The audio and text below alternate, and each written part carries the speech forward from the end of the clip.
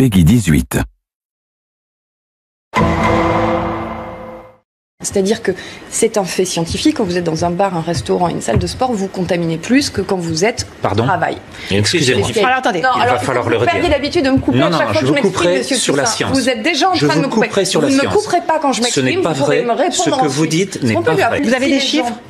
Alors on m'a dit 4 fois, 5 fois 2 en restaurant, fois 3 en salle de sport et fois 4 en bar. Pour les bars, en termes de contamination. Salle de sport, 27 millions d'entrées depuis le retour, 200 contaminations. On est inférieur à 10 par million d'entrées. Okay. Voilà ce qu'on appelle des cas positifs. Je rappelle que ce ne sont pas des malades. Or, nous sommes en train de dériver actuellement, Midi Libre hier, qui dit les 16 000 nouveaux tests positifs de jeudi sont des malades. C'est une erreur complète de ce que veut dire actuellement la capacité d'amplification des tests PCR sur la réalité de la transmission de cette épidémie. C'est-à-dire qu'on peut tester positif et ne pas être malade. Ce sont des asymptomatiques, ce sont des sujets guéris qui ont réussi à se débarrasser du virus et qui sont encore sécrétaires. Eh bien parce que, chère madame, lorsque vous avez encore du virus dans vos fosses nasales, vous continuez tout en ayant réussi à vous en défendre, à donner donner des fragments dans l'air extérieur. Ces fragments du virus informent les autres de ce qui se passe. Et vous n'êtes plus contaminant de la forme létale du virus. Autrement dit, on a 90% actuellement des 10 000 à 16 000 cas positifs par jour, qui sont des gens qui ne sont pas transmetteurs, voire qui sont guéris. Et on a noyé au milieu de tout cela les malades qui auraient besoin justement d'être diagnostiqués et sur lesquels les laboratoires n'arrivent plus, faute de réactifs, à pouvoir donner l'ensemble de ces résultats. Donc on est en train de noyer le poisson dans une communication, vous m'avez dit communiquer, mais dans une communication du gouvernement qui s'égare. Pourquoi ? J'ai entendu ce matin une ministre du gouvernement nous dire, et je cite, actuellement, les décisions ne sont plus aujourd'hui prises sur la réalité de la circulation du virus.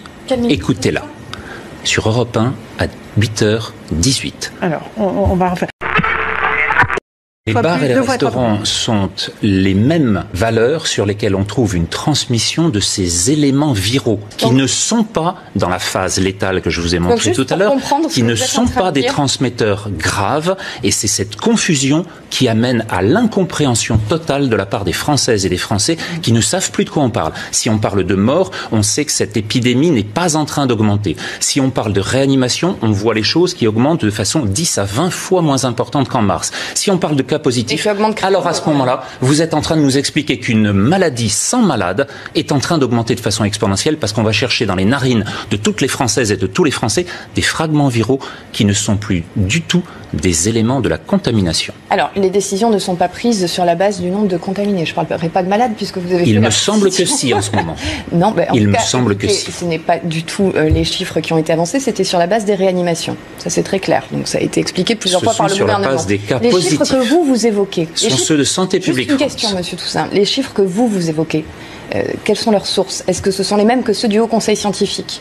Alors, c'est le Haut Conseil de la Santé publique et en face de cela, nous avons un Conseil scientifique de la Covid dirigé par monsieur Jean-François Delfraissy qui devrait terminer ses travaux le 30 octobre à sa demande et sur lequel nous avons un comité politico-sanitaire qui donne de l'interprétation des chiffres donnés une variation totalement catastrophiste. Donc vous êtes vous avez des chiffres différents de celui du Haut Conseil? Je vous ai montré, chère madame, Santé publique France. vous avez suivi ceux de Santé publique France, qui sont les chiffres officiels qui vous sont communiqués tous les jours. Donc, vous dites que sur les chiffres de Santé publique France qui vous amènent à ces conclusions sur les salles de sport sont erronés.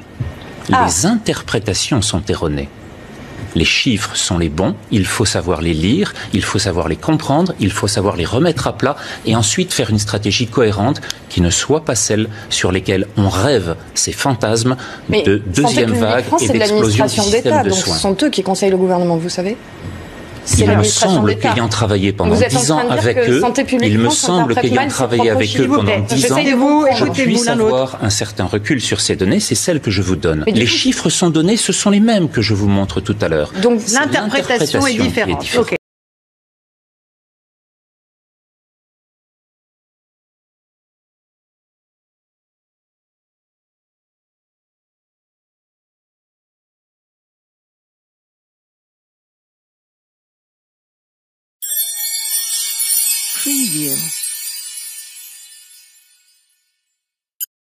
Nous avions déclaré 30 000 morts. À l'époque, ça faisait 15 jours que les gazettes se faisaient l'écho de morts cachées à domicile. On avait même vu des études faites par je ne sais quelle structure disant qu'il y avait 10 000 morts cachées à l'hôpital. Suite à des courses, quand vous comparez la mortalité sur l'année, sur la période de la première vague versus la même période les années précédentes, on aurait dû attendre à ce qu'il y ait 20 ou 25 000 morts, et nous en avons déclaré 30. Donc ça veut dire que non seulement il n'y a pas eu de mort cachée, mais que probablement qu'un certain nombre de personnes qui sont décédées porteurs du Covid ne sont pas nécessairement décédées du Covid.